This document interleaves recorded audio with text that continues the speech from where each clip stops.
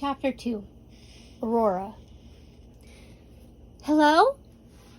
she calls out confusedly, sitting up out of the cold, moist ground. Why am I on the ground? She asks herself as she gets up and starts walking around in the darkness. The rain must have stopped at some point, right? But why doesn't she remember when it stopped? Her head was full of questions and very few answers. "Hello?" She yells out a little louder. "Shh! Be quiet, or they'll find us," a hushed voice says relatively closely. She searches the vast shadows for a silhouette, but finds nothing. "Who's there?" she whispers, looking above her at the general area the voice had resonated from. "Do you have a death wish?" the voice asks, sounding deeper and more hushed. The voice was low and soft, and she realized she was talking to a boy. She tilts her head to the side, confused with his question. "No," she tells him, confused. She hears footsteps in the distance and twigs snapping. She stops moving around, her heart racing and her instincts telling her to run. "Climb up," the boy whispers, panic evident in his voice. "I can't see," she tells him again, feeling frustrated. The boy sighs, frustrated. "Just grab my hand," he growls impatiently. She reaches out into the air, searching for something to grab onto. She hears him growl, and he grabs a hold of her hand, pulling her up with ease. He makes her grab onto something so she doesn't fall, and she pulls herself up the rest of the way. "Where are we?" she asks, looking around, trying to see her surroundings. "In a tree," he snarls as he wipes his hand on her jacket in disgust. "That's not what I meant," she whispers frustratedly. "Shut up," he whispers spitefully. She rolls her eyes and something catches her attention in the distance. The object in the distance looks round and begins to glow a brilliant green. "What is that?"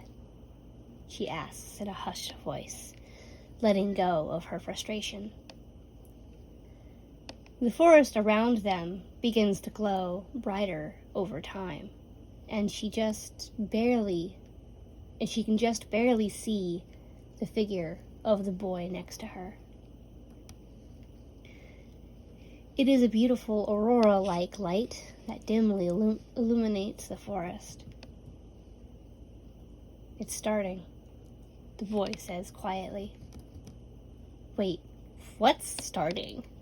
she asks, confused, glancing from the forest to his figure. "It's called Aurora. It doesn't last more than a couple of hours." He growls and pauses. "And it's my only chance of getting back," the boy says, regrettably, under his breath. She watches him move down the tree and then jump to the forest floor, landing on his feet. She looks directly at the ground and realizes how high up she is. She has never climbed a tree before. She wasn't allowed outside very often. She clings to the branch she was leaning on. How do I get down? She asks nervously, trying her best not to look at the ground below. That's not my problem. See you later, human. If you survive the night, that is. He says, exasperated. You're just gonna leave me? She says, standing up on a thin branch. Pretty much, he says coldly and walks away. She stomps her foot on the branch frustratedly, and it snaps, sending her toward the ground. She screams and falls, hitting a couple of thin branches on the way down. The impact knocked the wind out of her as she landed on her back. Pain shoots up her spine as she lays there, staring at the tree branches above her. What did he mean when he called me human? She knew that she was human, but why did he point it out so bitterly? She asked herself as she lay there, slowly regaining her ability to breathe. She sits up and sighs, wrapping her arms around herself. She takes deep breaths as she tries her best not to cry. She is exhausted, both physically and emotionally. She's never been alone like this before. She always had some sort of connection with someone, or something, but now she's all on her own. She takes one last deep breath and gets up, looking around. She wipes off her face and starts walking, not knowing where she is going. She starts braiding her hair, braiding her long brown hair, and picks a glowing flower as she walks, braiding its long stem in her hair. She takes a deep breath and smiles, picking glowing berries and crushing them between her fingers. She smiles, wiping it on her pant leg as she continues to wander around. Is that what I think it is? A male voice yells jollily. She freezes and glances at the general direction the voice came from, seeing 3 boys standing under a tree. She looks them over and then makes a run for it. It's getting away! One of them yells as they run after her. She glances behind her, only seeing one. She looks around but doesn't see the others. It worries her, and she runs a little faster as she weaves and slides around under fallen trees. Bushes, rocks, and low branches. She sees one of the other boys to her left and avoids him as much as possible. The boys are fast and have had a lot more experience than she has. She hasn't got a clue what to do. She gets tackled from the right, and the boy easily pins her to the ground. Her breath heaves as she tries to catch her breath. The boy chuckles at her, and his friends catch up. Her heart is racing, panicking. The boys gather around her, pulling her to her feet. The words, "If you survive the night," echo in her thoughts, and she finally realizes what he meant. These boys are sick and twisted in the head, and apparently I'm different from them, she thinks to herself, watching the boy in front of her look her over. What's your name, human? the boy asks, with a twisted smile. She spits in his face and struggles against the others. The boys hold onto her arms tightly, digging their nails into her skin as she struggles against them. She stops and glares at the boy in front of her. The boy wipes off his face with 2 fingers and sticks them in his mouth. Her eyes widen and her stomach churns, making her feel like throwing up. He chuckles and runs a hand through his dark brown hair. "Looks like we found a fighter," he says, as his face twisted into another one of his smiles. The boys nod, agreeing with the boy that must be the leader. "What's your name? Or shall we just call you Sugar?" he says with a smile. "Tanuki," she says quietly, looking down at the ground, knowing that she has no hope of escape. The boy takes the flower out of her hair and drops it on the ground.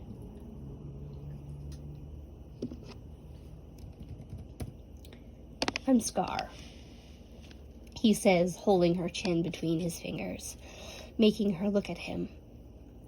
His left eye white, as if his left eye is white, as if he was blind on that side, and his right eye a dark brown.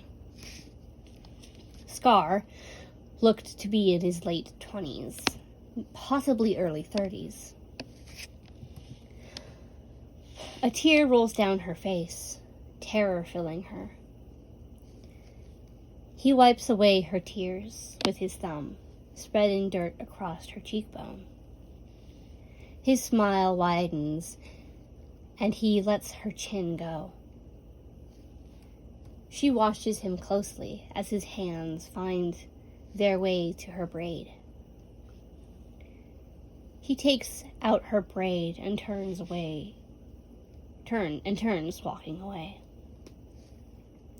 The boys, holding her, begin to follow him. "I say we take her to the spring and boil her," one of the boys says, as the 2 of them share ways to kill and eat her. "No, let's tenderize her first," the other says with a twisted smile.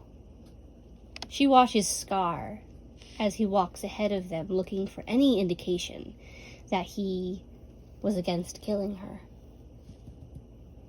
She sighs, knowing that she isn't going to find any mercy in him, that Scar has plans of his own, and that it isn't going to be a quick, painless death.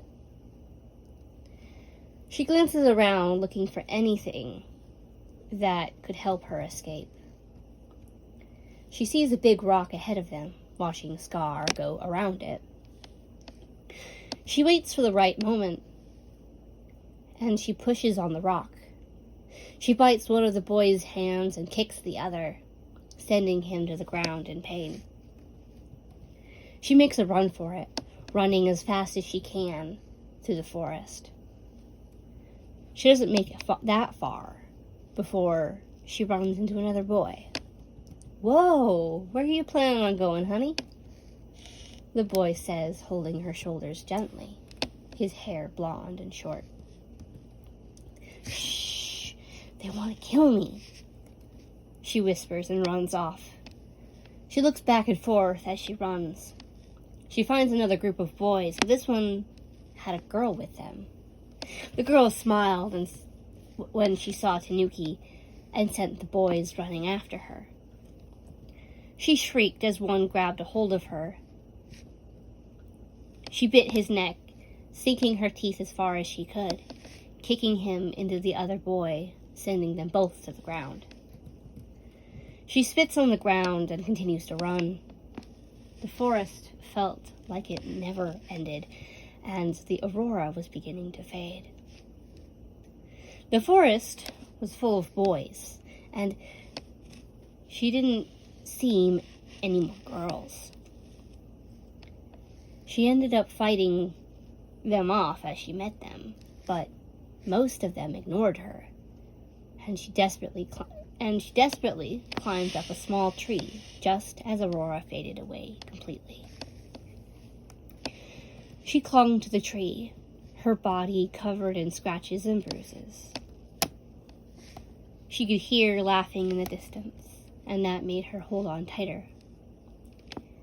If only she could wait for the next Aurora, then she would have a chance to escape.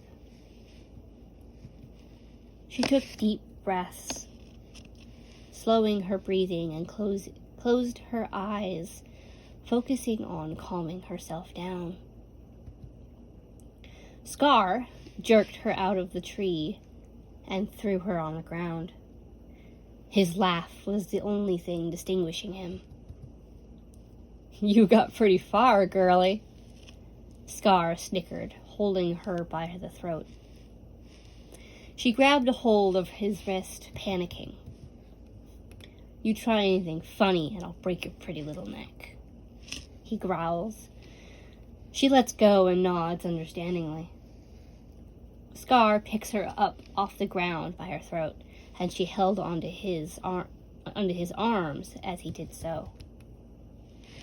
She couldn't see anything, just like before. It scared her, the thought of not being able to see. She held tightly onto Scar's arm as he dragged her through the mud, bushes, rocks, and who knows what else. She listened to Scar's footsteps. They were no longer light and stealthy as they were when they were chasing her. They ruled the dark. The boys walked ahead of Scar this time, chatting with one another. Her hair got caught on a branch, and Scar yanked harder. She screamed in pain, and Scar tightened his grip on her throat. "Taggart!" The boys cheered in unison. "What's going on here?" he asked, upset. His voice was familiar, but she couldn't recall as to why. "Hand her over," he said firmly. Scar growled and threw her onto the ground in front of him. She stayed on the ground, not moving from where she landed. Taggart sighed and got down on one knee. He held her hands gently and tried to warm them. "Come on, honey. Stand up for me, will ya?" he asked softly. She takes a sharp breath, realizing why she recognizes his voice. He is the blonde boy she ran into.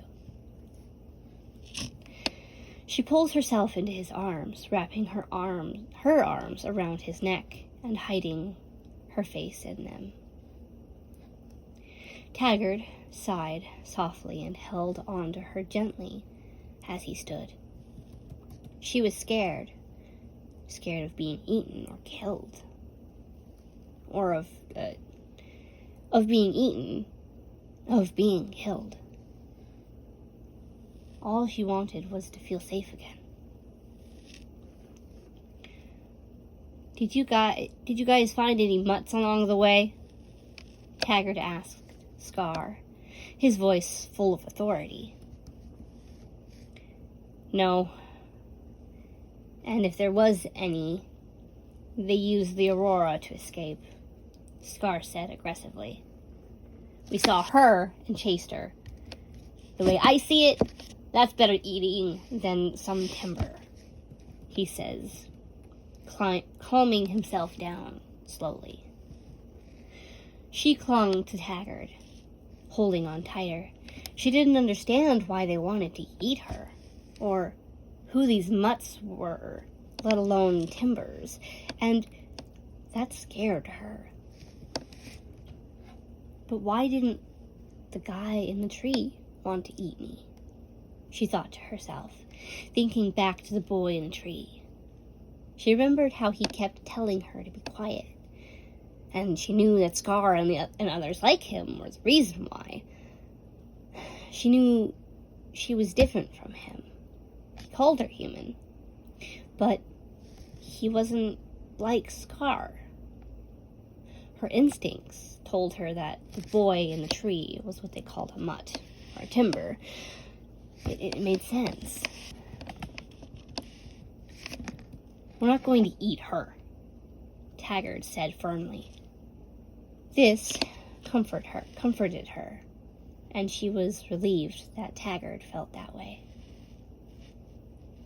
"Let's get going. It's getting late," he tells them as he starts walking.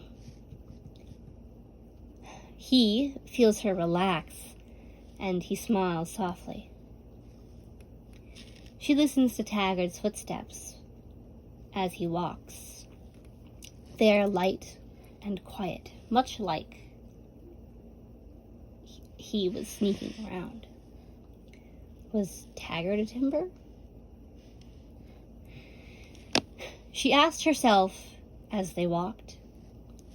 The group grew closer to the sounds of voices. She looked up to see where they were going, not expecting to see campfires. Her eyes widened with excitement, and she heard Taggart chuckle softly. He put her down, and she clung to his arm as they walked. The camp was full of people, and the area was well lit.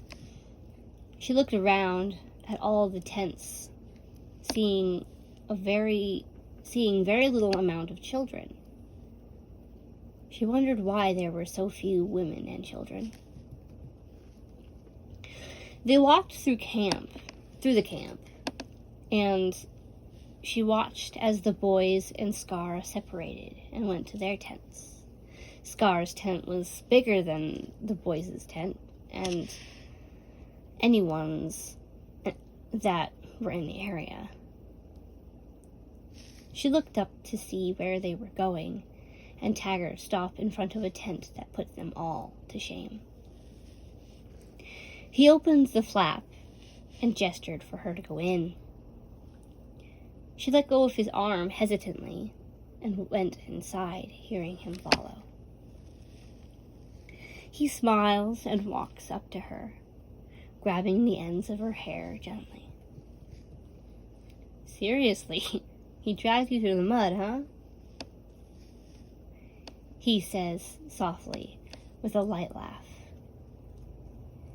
He walks around her, looking her over, before taking her hand and leading her to another room in the tent. The room had a wooden tub-like thing that was empty, but a barrel sat next to it with water in it. He picked her up and set her in the tub. "No!"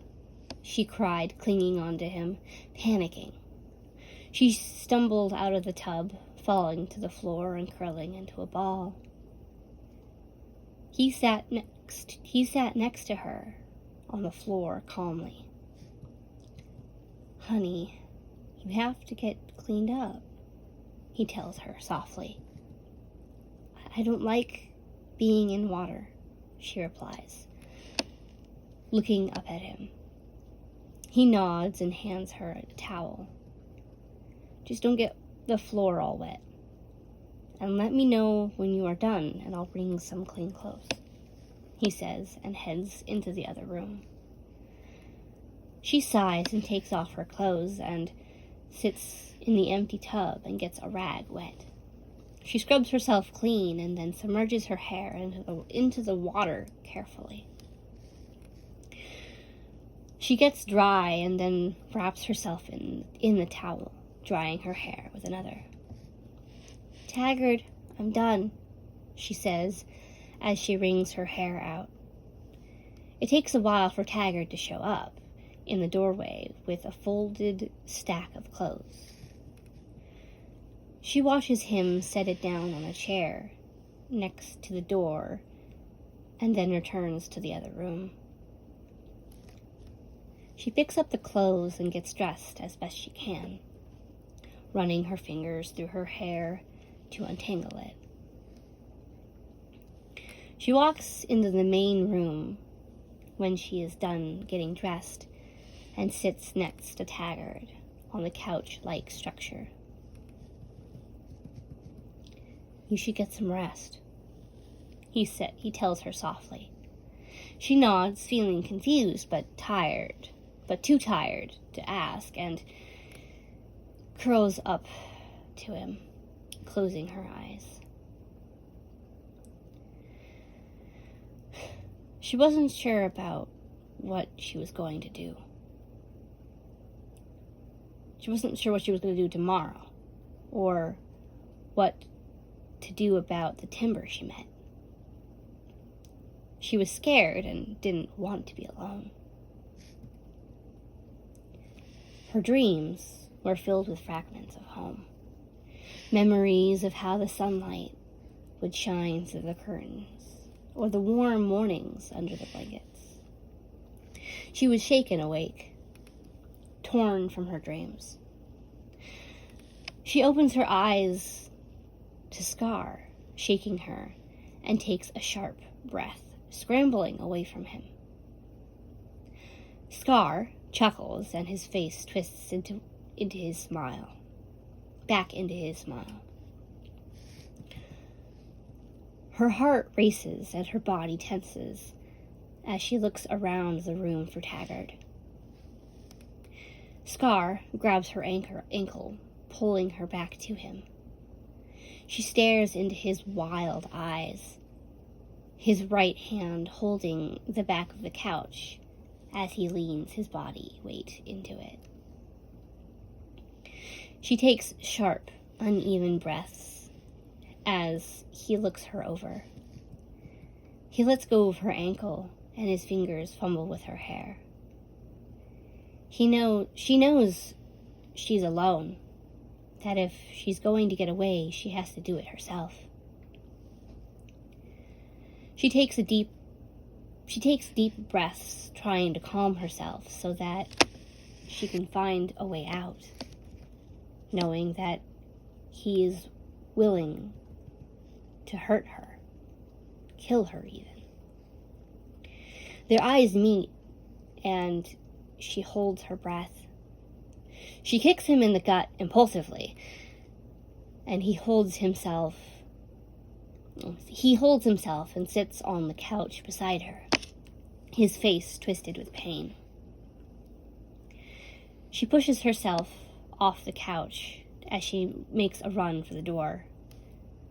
She jumped over the table that Scar had moved away from the front of the couch and ran through the flap that was the door, not stopping to move it out of her way.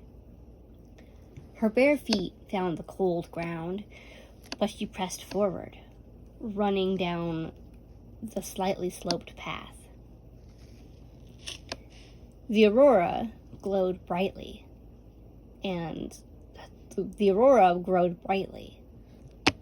lighting everything up. It was like there was sunlight, but it came from the plants.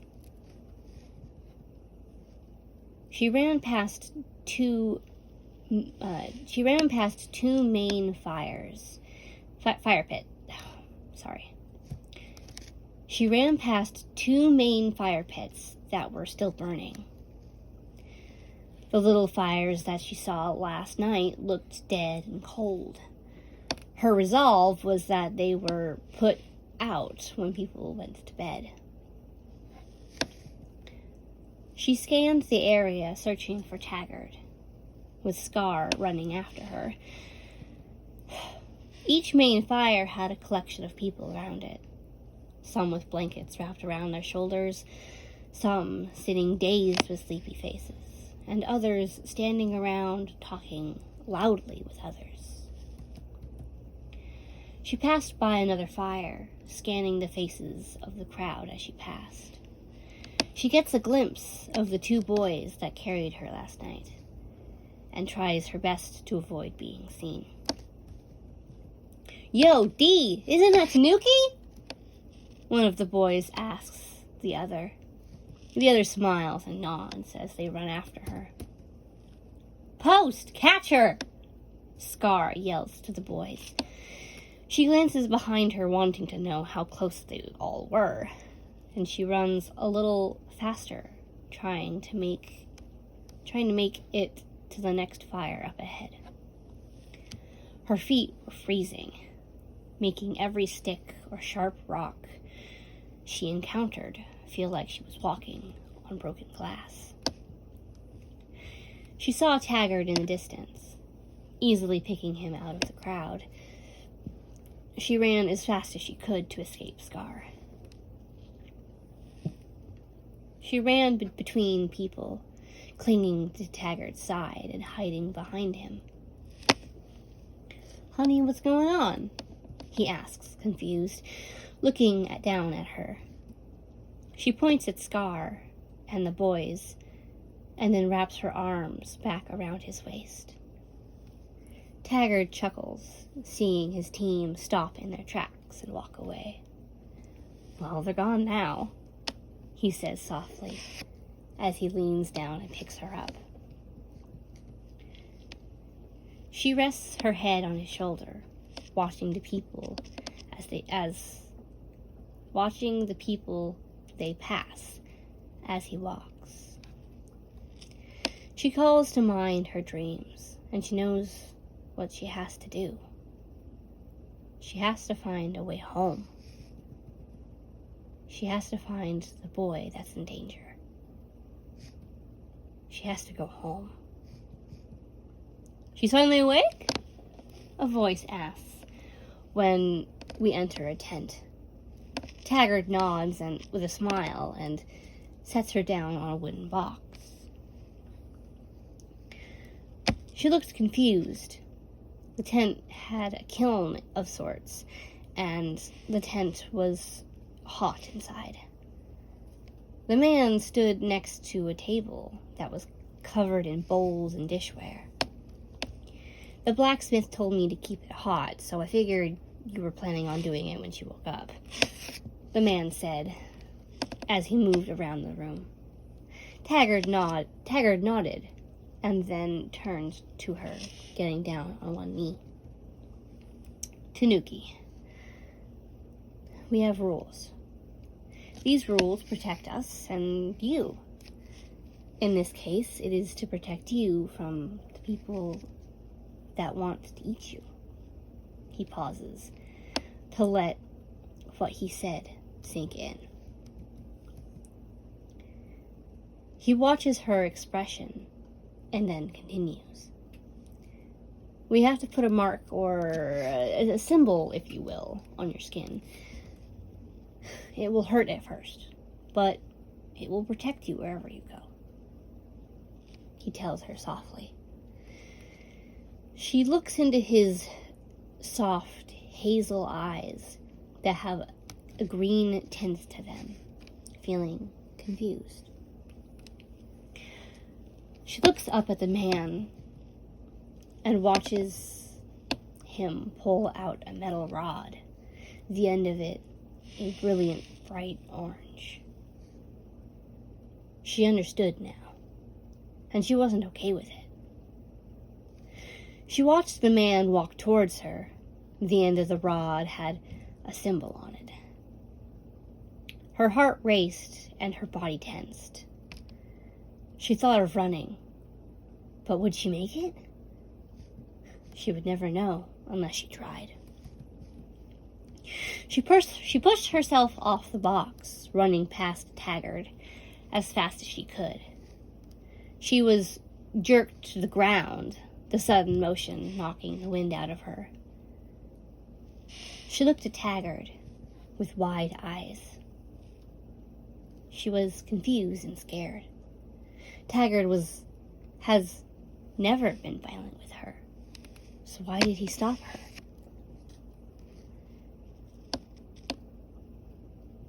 On his knees, he leaned over her fragile body between his legs. He firmly took her right hand in his and took the rod from the man and placed the hot symbol on the palm of her left hand. She screamed, and he gave the rod back. Her eyes filled with tears at the searing pain. She held her hand to her chest and sat up. She took sharp breaths, regaining it. Taggart stood up and rested his hand on her shoulder comfortingly, as if to say he was sorry. She pushed him away and got up, walking out of the tent.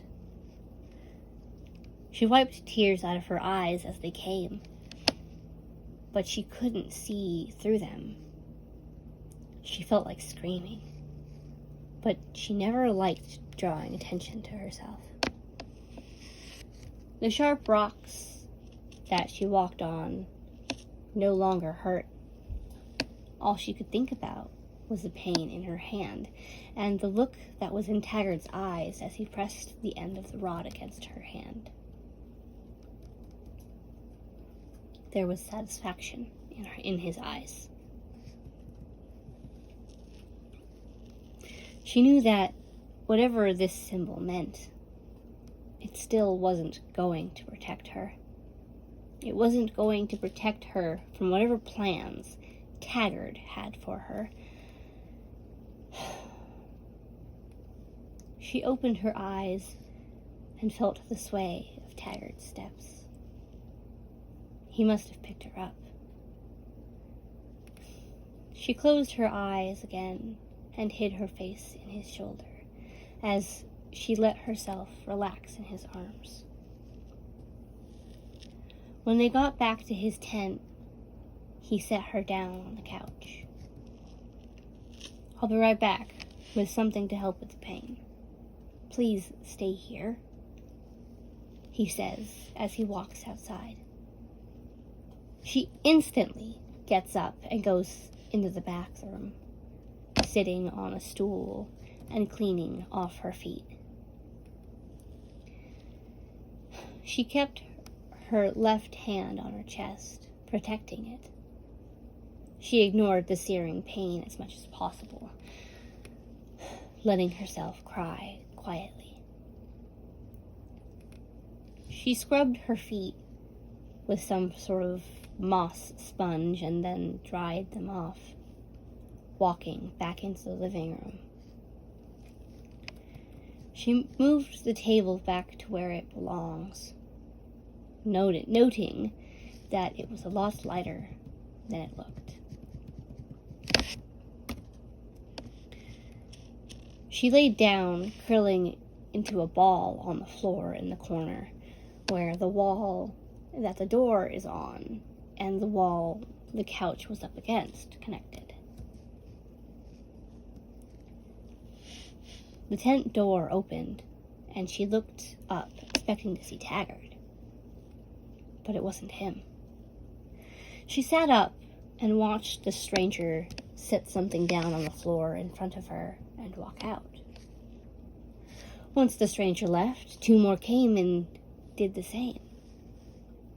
It went on until everyone who lived in the camp left a present, including Dee and Post, who came in last. "Hey, we're sorry for chasing you earlier. My name's Post," the shorter boy says nervously. I'm the youngest of the team," he says, sitting on the floor.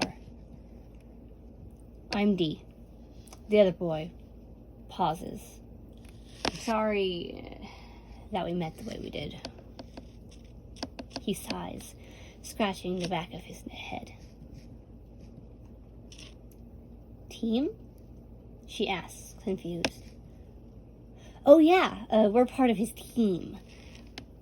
We're childhood friends, so he asked us to watch his back. And I guess being in his team protects us too. Although Post is my brother," Dee says casually. They talked for a while longer, getting acquainted with one another. The longer they talked, the more comfortable she felt around them. When she met them, they acted childish, but Post is the childish one. When the boys leave, there is something in Dee's eyes, something she couldn't quite figure out.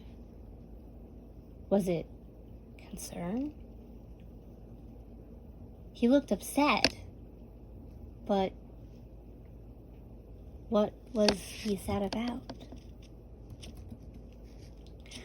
She stared at everything in front of her, trying to process everything. Time passed slowly. For a moment, it was just her and the thoughts in her head. Until Taggart walked in the tent with a sigh. "Well, I guess I'm late," he says with a light chuckle. He took a couple of steps forward, knocking something down as he attempted to make his way over to her.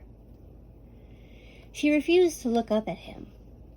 She stared at something Dee and Post had left for her.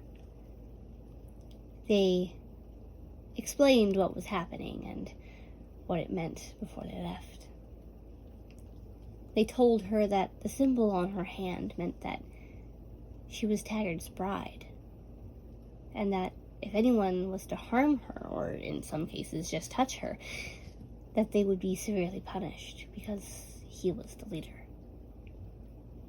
And she was now his property to do as he pleased with. She growled at him as he approached the maze of objects, wanting to scream and cry. He stopped and set a small bottle on the floor and backed away. "Just, please, give me some space. I need time," she says softly, taking a deep breath as she holds herself. He left without a word, and she grabbed the bottle, pouring a little of the oil-like substance on her hand, and sighed in relief as the pain eased. She closed the bottle and set it aside, grabbing a stack of clothes that were left for her, and went into the bathroom. She took off what she was wearing and threw it in the tub. The dress-like shirt was too big, and she didn't care much for dresses.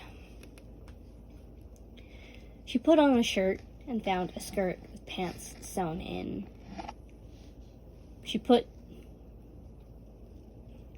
it on and took the rest of the clothes back into the living room, emptying the bag Post had left for her, and the warm that was full of flowers.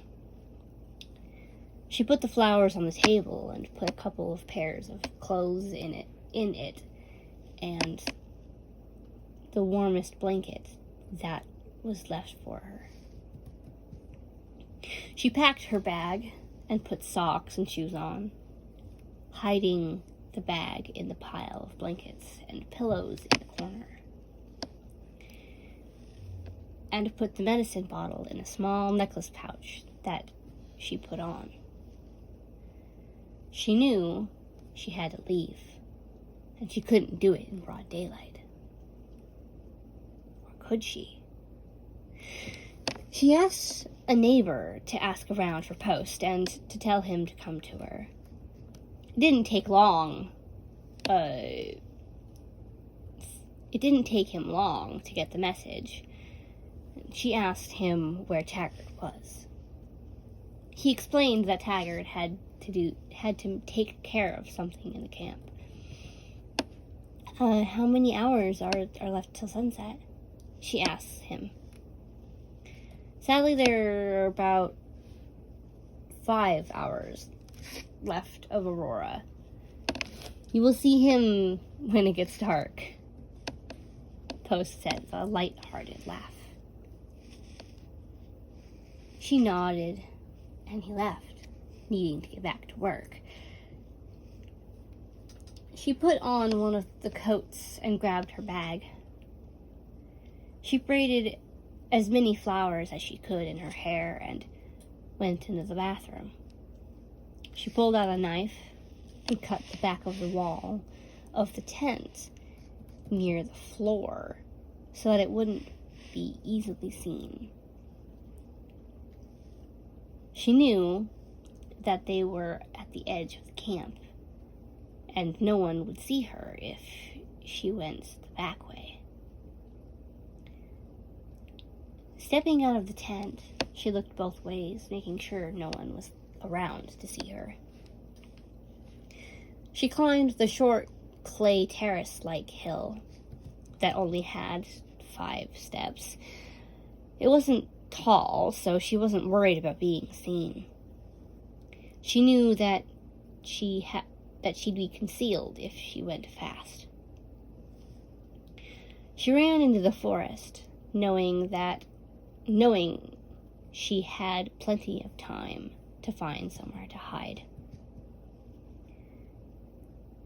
She walks around the camp at a distance, letting her sense of direction lead her to where she had met the timber, knowing that she has to have a destination. She stopped halfway and she sat down, pulling out the food she packed. Thinking over the faces and the variety of people that lived in the camp, the many people that gave her gifts. She was confused about why, but knew why, which only confused her more. Was it the fact that they gave her things that she was confused with, or something else? She didn't understand. Thinking over them, she realized that Taggart was the only one with blonde hair in the camp. She wondered if that was a trait Timbers and the ones that lived in the camp have differently. Did all Timbers have light hair colors, and the people the people at the camp had all dark hair? Was Taggart a Timber?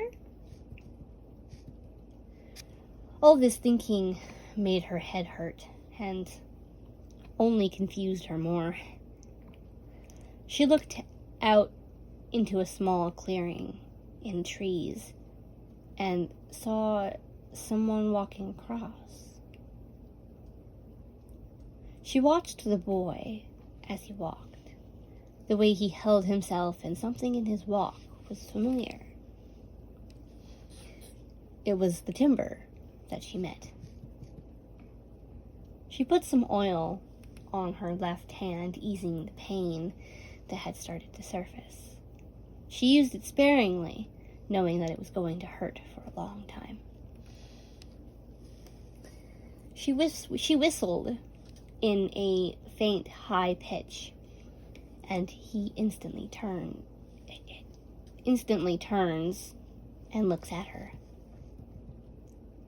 "I survived the night," she tells him, and gets up, walking towards him. She walks up to him and makes eye contact. His eyes are green, a beautiful, vibrant, light emerald green. He breaks eye contact, and he looks her over. He circles her, taking it in. "Why aren't you dead?" he asks coldly. She puts her left sleeve over her hand, letting her arm fall to her side. She watches him as he stops in front of her, his hair white and down to his elbows. He grabs her left wrist and pulls her sleeve back as she struggles against him. He sighs, frustrated, and pushes her with one hand, knocking her to the ground. So, let me guess. You decided to run after he branded you, he says, squinting, looking at her. She fixes her sleeves and glares at him. I'm guessing you know him better than I do, she says, trying to get up. He pushes her back down and glares at her. You're stupid if you think you're going to escape him. He is Post and Dee following you, which means we don't have much time, he says, with his usual cold demeanor.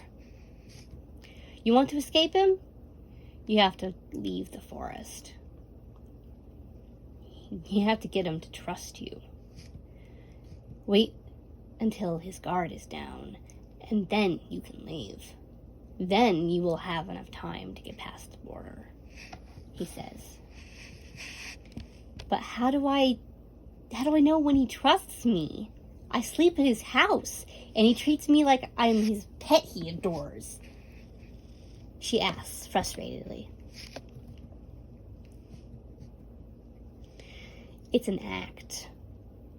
If he trusts you, he will bring you closer. You wait until he invites you where no one has ever been. Otherwise, he will kill you for running, he says, and grabs her and makes her stand up. Now, you have plenty of time to get back before dark. I suggest that you make up an excuse as to why you're out here, and make it a good one, the boy says as he takes her bag from her. Now go, he growls, and walks away in the opposite direction. She growls to herself, angry at him. She finds a couple of glowing flowers and starts jogging back towards the camp, picking flowers on her way. She finds Dee and Post about halfway on her way back. Oh, thank God. I thought I was lost, she says, out of breath, having stopped when she found them. She holds her flowers in her right hand, not wanting to use her left. Why and how are you even out here? Dee asks, frustrated. She holds out the flowers to them, showing them the flowers she picked. I wanted to surprise him, she says, still taking deep breaths. She makes eye contact with them, and she can tell that Dee doesn't buy it. She takes her hood down, not liking the way it feels, revealing the flowers in her hair. Dee raises an eyebrow at her, and she rolls her eyes. Dee sighs, frustrated with the situation. He knows where this is going. He understands why. He gets it. If he was in her shoes, he would run too. He'd rather die than be in her place. What frustrates him the most is the fact that he can't do anything about it. He can't stop Taggart, and he can't betray him either. If he betrays Taggart, he will lose his trust. And if you lose Taggart's trust, there ain't no getting it back. Not that he would survive afterward. He can't help her. He has to protect Post. He has to protect his little brother. But why did she come back? Tanuki sighs, frustrated. She knows Dee is too smart to play dumb with. Give me a break, Dee. I'm still trying to come to terms with all of this, she says frustratedly, trying to hold back tears, and walks between them, heading back to camp. She takes deep breaths, trying to hold it in, make it go away, desperately hoping that if she just holds it underwater, it will leave her alone. She knows the boys are following. It's not like they have anywhere else to go. The forest around her is quiet and still, and it gives off a calm but dangerous aura. She climbs onto a fallen tree, sitting down, wrapping her arms around her knees. She looks down into a pond below her at the bottom of a small drop-off, looking at her reflection through her tears. She moves her attention to the italic letters in her palm. Wolf. She read it aloud to herself, confused as to what it meant. She sighed and rested her forehead on her knees. Her head felt like there was a tornado inside it, like she was going in circles. So, Taggart says aggressively, placing his hands at her sides on the log she sat on, his breath brushing against her loose hair. "What are you doing out here, Tanuki?" he asks with a hushed growl. She takes a sharp breath, and her body freezes. Her back is pressed up against his chest, feeling every heartbeat. He glanced down at the pond below. He wasn't expecting her to answer his question, but her silence infuriated him.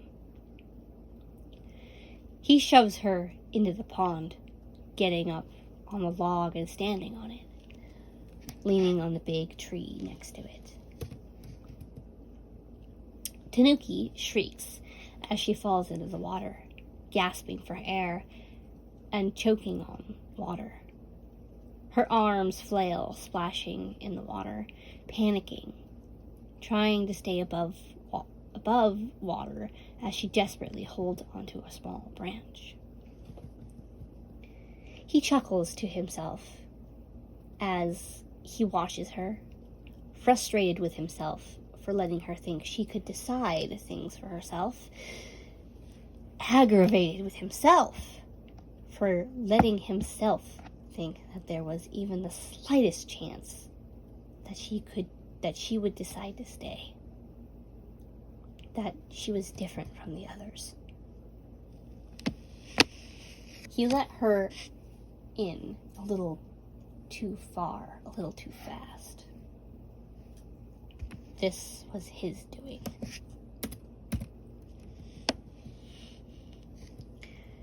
Tanuki's branch snaps, sending her underwater.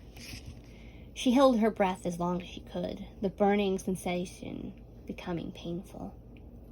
She slipped away, protecting herself from the pain that would bring back unwanted memories that she